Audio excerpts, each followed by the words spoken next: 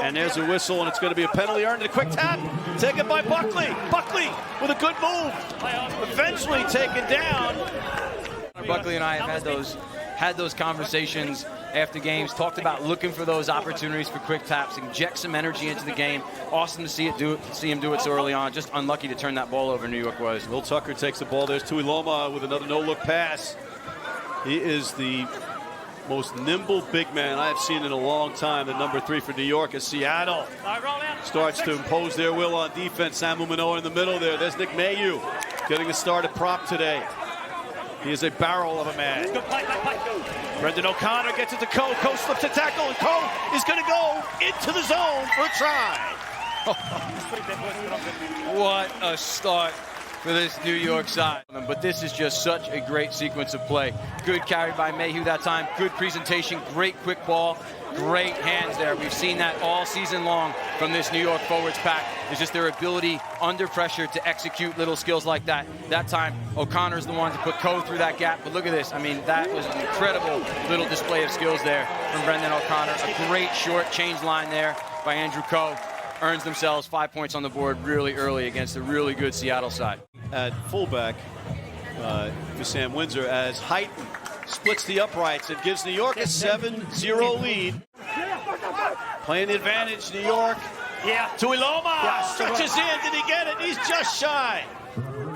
If his fingernails were longer, now playing with house money, testing Yosefo on the outside. Kick. They'll come back. Knowing that they want to go after the bonus point, but I think today they know that they're in a real battle with the Seattle side, so they're going to take those points. Is it extra if you kick it on that roof? Because that's not coming back. Yeah, we're 2 minutes to the hydration break, which will come up around the 20-minute mark. But yeah, it definitely makes a difference when you're on that turf and it's warm. There's the ball taken by Seattle. That was Tommy Clark, who was in for Funaki. Taking it now to an advantage being played by Seattle. We're looking to tie this one up, and it might be a penalty try, Mike Petrie. And it is, which is also going to mean a yellow card. 5, collecting. Looking for Will Tucker, who's on the opposite side of that pile there. Tough to see from this vantage point, but straight away, they give that penalty try. That 5, doesn't matter. 5, they've got momentum going. Check my math. They can't tie it up on that one. They can get 7, and that leaves them shy 3. University of Buffalo math is never right. He's collecting. Looks like he could actually line up at number 7 or number 6 with no problem. And there's a pushback, and it's going to be a penalty, though. Not rolling away on the tackle, Mike Petrie.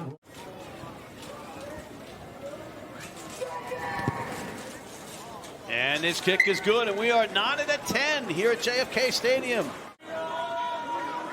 Mike Petrie's favorite player in rugby history gets ready to put the ball in.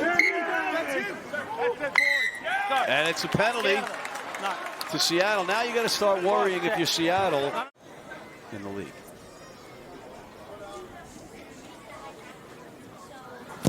Here's Heighton, his kick is up, and it is good. Credit to both teams. That was some good rugby on display from those women before this game. And they might be watching New York going in for their second try of the match as that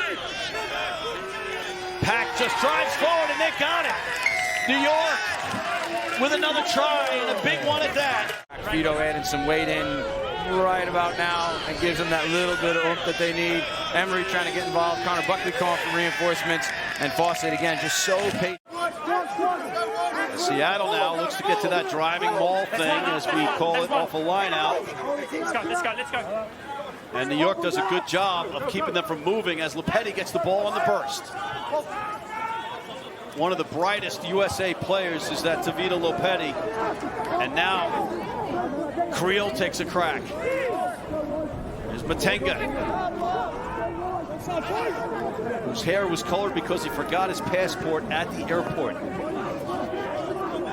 Violation in the Kangaroo Court. Teams policed themselves. Alatimu. Now Seattle looks for a try. Here's Creel, and he's going to go in for a try. Seattle comes roaring right back. And I'll tell you what, credit that try. I know that Lopetti's the one that dots it down, but credit that try to J.P. Smith. I mean, he marched that team upfield with his kicking game. I mean, and then here, just looking at options, studying what to do, and then just some really good skills this time from the Seattle side. And then, sorry, not Lopetti, that was actually Dan Creel that touchdown for Seattle in the corner. And just again, a testament though to J.P. Smith's hard work to put them in a good position. His twin brother plays for the Springboks, Jesse. There's a kick and it hooks back. Did it hook back enough? It did. Great conversion by Alatimu. Big thing there for Geiger was getting that throw in accurately, and now he's on the back of that scrum, trying to drive to the try, and Geiger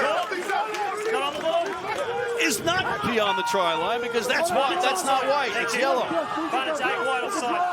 New York just inches away. Geiger again. Did Geiger get in this time? And he did. Caleb Geiger off the bench, and he is not sprinting to midfield. They had the advantage, but good maul by New York. Geiger sitting out the back. We saw Fawcett do that earlier. Geiger that time maybe thought he was at the line, but not quite.